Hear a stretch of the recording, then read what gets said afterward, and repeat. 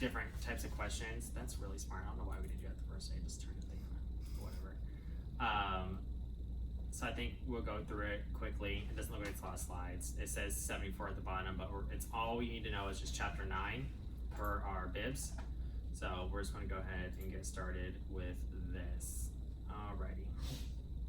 So NavMed P5010, PrevMed Medicine. Always a question. Just naming instructions a question, right? So chapter 9 is for preventive medicine for ground forces. So I don't know if each one talked about any of this stuff yesterday. They love to throw the chapter questions for these big instructions or these chapters as questions for the exam. Like, what chapter covers this? What chapter covers this? PrevMed is one of the big ones too. So like, what is chapter 3 of the NavMed P5010? That'd be a question, right? So just like with your regulated medical waste, how they have the different classes, I would definitely find a way to remember the chapters for PrevMed. I think it'd be super beneficial for everybody. All right, so chapter 9 covers ground forces. So the purpose is to provide technical guidance to preserve the combat readiness of naval operation forces ashore by preventing illness and injury. This chapter provides valuable information for unit commanders and medical department personnel operating in field environment. So when we're talking about field environment, we're talking about when we go out with our lovely Marines and we're starting to set up like our chow halls, berthings, toiletry, digging holes, fire pits, things of that nature. So that's why it's kind of important. I've seen a lot of questions on the E5 exam that actually, over the 7 I took, that asked a lot of these questions. Because sometimes there's a difference between 100 feet and 100 yards, depending on what the issue is or what we're doing, right? Right. All right, good water quality. So ROWPU, the most common field purification system. So it stands for reverse osmosis water purification unit. Big one. I've seen that like 16 times. I think test 7, so make it make sense, right? Superchlorination is used to initially clean water tanks and storage. Chlorinate to 100 parts per minute for 4 hours. Must have 50 parts per minute free available chlorine before it is safe to use. So we when we superchlorinate our water for 4 hours, it has to have 100 parts per minute, and then after that it must be at least 50 parts per minute. So we're literally drinking a whole bunch of chlorine. It's fine. While chlorine mark containers with poison, do not drink. Why do you think we have to mark this as poison, do not drink? Because it's marine. Yes, because it's poisonous, so we should not drink it. But because people like to drink things that they should not. So we also have the iodine. So this is also, I've seen this question too. So for your personal canteen, you need 2 tablets, and for a 5-gallon water can, 5 tablets. Okay, so that's like if we was to pull water from like a river or a stream, put those 2 tablets into our personal canteen, and then for a 5-gallon water can, we put 5 tablets. I feel like this year we know those good ones. All right, so this is how we set it up, right? I wish our exams had like things that says like label this, because I would rock those. Let me tell you, because that's one thing I can do is label some things. All right, medical should have 65 gallons per medical treatment bed per day. So if we have, we need to make sure we have enough water to sustain the medical treatment that we have per patient. So we don't want to run out of water and then not be able to treat our patients with clean water, make sure it's staying hydrated, sterilizing. If we're doing steam sterilization, we want to make sure that we have enough water available. For Marines, 19.7 gallons per man per day. That's for personal use, and for Navy, apparently we just get more water than the Marines do at 24.6 gallons per man per day. Listen, if one thing we're gonna do is make sure our Marines get dehydrated, right? They ain't gonna drink the water anyway, so I can see why. That makes a lot of sense to me. I don't know about the rest of y'all, but it makes sense to me. 1 second. All right, field. What is the shelf life of an MRE? Wait. It's right there. I think he's looking Wait, at my it. days. Oh shit, my bad. 48 months, right? So that's a long time. That's super gross. That is. Ooh. Oh my god. Yeah, 48 months. Yeah. We used to have that in medevac. Yeah. And cooking every time somebody would like need to transport and they didn't have like food on hand. He had like boxes of like Yeah, free the MREs. yeah. Yeah, so There you go. Have fun. Choose what you want. Yeah, so your shelf life is, like I said, 48 months. Temperatures and reefers must be taken 3 times daily. Reefers must be cleaned weekly. And do not chop and grind meat in the field. Interesting, I didn't know that. Field waste. So like I said, there's difference between 100 feet and 100 yards, right? So disposal of human waste must be 100 feet from water source and 50 feet from food service. So straddle trench. Used for human waste disposal for temporary areas for 1 to 3 days. So after 3 days, you have to cover up and do another one, right? Burn pits. Ashes should be buried 12 inches underground. So you dig that burn pit 12 inches, and that's where everything should be burnt and kept underground that far. I'll probably dig a little bit deeper than 12 inches just to make sure I'm not going above that limit, right? But like I said, there's a difference between 100 feet and 100 yards. All right? Just 50 feet? Can you go back to the last slide? Of course I can. Thank you.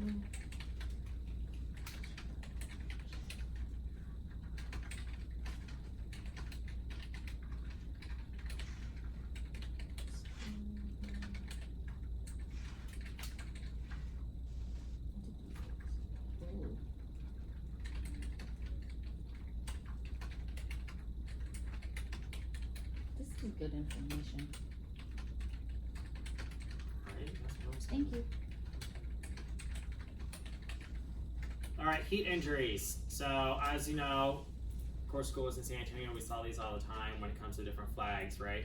So Prep Med goes out there, dry wet bulb thing. They're like, oh, it is 90 and above. It's black flag. You cannot do anything. Or it's 80 degrees. You can good to go. Let's sweat until we die, right? Just your heat index flag charts. Just know that black flag, PT and strength exercises is suspended for all personnel. So if we're out with our Marines or even, on a ship and it's above that 90 degrees and the PMTs are like, absolutely not. Nobody should be outside. That is per instruction. I don't care what nobody says. Because you're earned by what? Reference, not preference. Boop. All right, so our different types of heat injuries. These are important because not only for like the exam, but also for everyday life. So heat cramps are painful muscle cramps, excess loss of salt through sweating. So best way to help treat your heat cramps, rest and replace fluids, right? So pull them out of the sun, put them in some shade, get them some fluids. The best way to rehydrate somebody is orally, right? So as long as they can tolerate oral fluids, drink up. Not like giant gulps, more like sips. We don't want them to drink too much water and throw up. That's gross. My dog likes to do that. Heat syncope is fainting from blood pooling. And the extremities, avoid standing still in the heat, particularly after exercise. Replace fluids, may need IV fluids replacements. So this is where we're starting to get a little bit more towards the our patients, our Marines, our fellow corpsmen are not looking that great. Let's get them out of the heat. Let's really start watching and focusing and making sure we're rehydrating, they're staying oriented, right? Heat exhaustion is excessive loss of salt and water through sweat. Pupils may be dilated.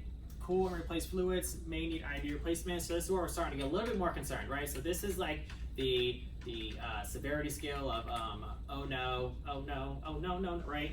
So heat exhaustion, I'm starting to get concerned because at that point, patients are usually starting to stop sweating. So when you are outside, you go from sweating and stop sweating really quick. Yep. You're dehydrated. You need to start getting fluids in you. You need to stop what you're doing. You need to get out of the heat. You need to chill and relax. So with heat exhaustion, we make sure we're starting to cool down our patients. So that's where we're placing ice packs, wet, cold washcloths, armpits, groins, back of the neck, behind the knees, on top of the head. Try and cool that patient down as fast as we can because we don't want them to get to this next one, which is a heat stroke, which is a medical emergency. Skin may be hot and dry, IV fluid replacement, you need to cool the body. So quick fun story about my life here at Walter Reed.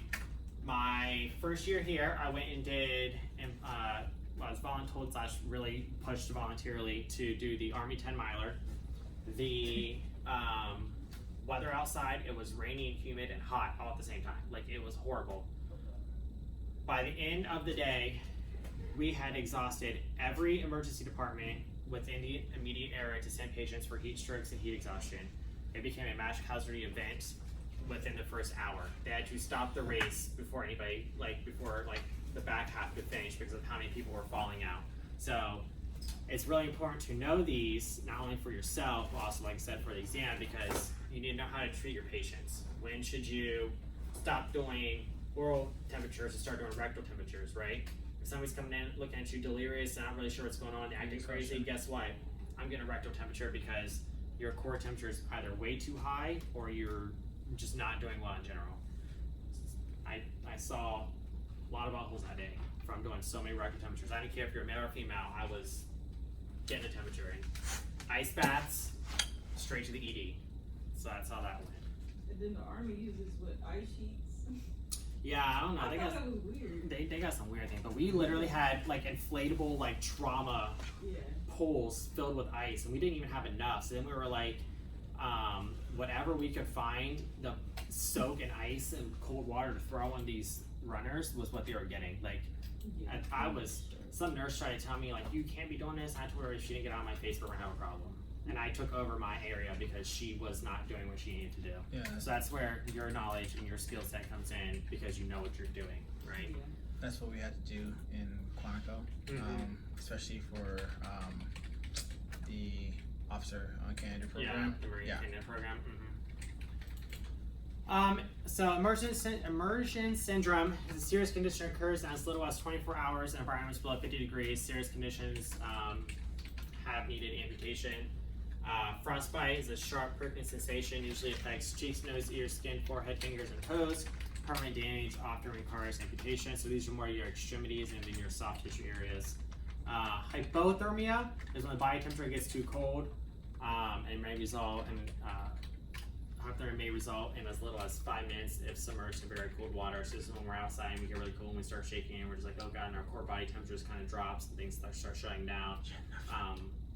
Your body does this thing called shunting, where it starts pulling blood towards your core to try and keep it warm. I've seen that as a question before, one time randomly. It was shunting. What is shunting? So this is where it's time to start getting our patients warm as fast as we can, taking off any wet clothing, getting them warm. Carbon monoxide poisoning, odorless, colorless gas, causes asphyxiation in poorly ventilated spaces. Fuels are burned to provide warmth and gives off carbon monoxide. So we see a lot of this during the winter time, people have generators, and they put the generators either too close to the house or in the house, and then you start hearing a lot about people dying because of carbon monoxide poisoning.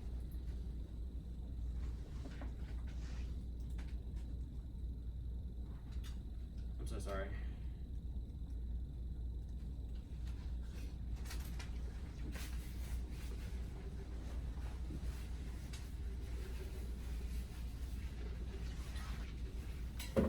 Alright, snow burn, snow blindness. In the snow, the majority of the sun's rays are reflected off ice crystals and onto your skin or eyes. You can get a sunburn even in a snowy landscape.